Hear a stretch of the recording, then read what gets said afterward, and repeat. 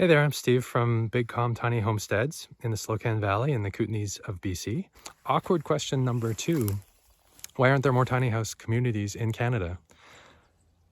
Well, it really comes down to 3 things. One is that tiny house communities have the same challenges that tiny houses on wheels do. They're kind of in this in-between space. This is a big lifestyle trend, and it's not fringe. And it's not the demographics that most people would expect.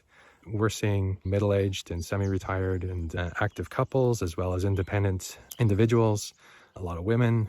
It's not just the hippie college kids, the couple out of school, even though there are some of those too. It's quite a range.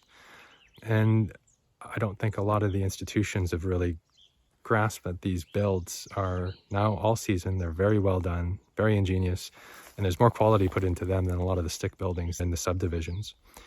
So when it comes to a community, there aren't more of these because it's tougher to cobble together the different pieces.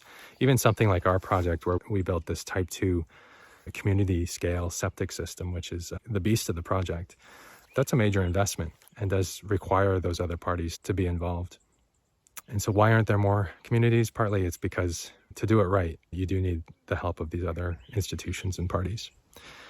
That said, there are a lot of communities popping up, or little developments where people might have space for a few pads. That's actually grown in the last few years, that there are more places to put it. Now, the real awkward question to ask when looking for tiny house communities is, are they doing it right?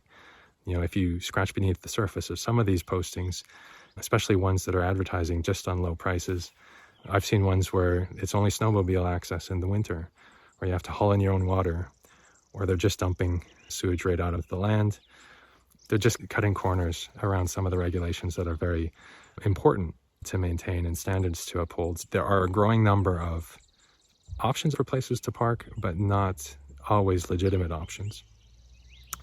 As the tiny house on wheels space gets a little bit more legitimized, I think we're going to see more high quality developments like ours. One other reason why I think we don't see more tiny house communities is because at least ones like this, like Big Calm, where we are looking at homesteads where there's a little bit of extra space, is that there is a lot of gravity, especially for the larger developers, to build basically rural subdivisions, to really kind of pack in as many units as they can into the space, which kind of defeats the purpose. You do want a little bit of space, you do want to have that interaction with neighbors, and you don't really want to just transplant a part of the city, part of the suburbs here into beautiful landscape like this. And I think that scares off some of those developers that either because of zoning or regulations, they're not able to do that sort of density, or the market's not really looking for it out here. So that might be another reason why you don't see more.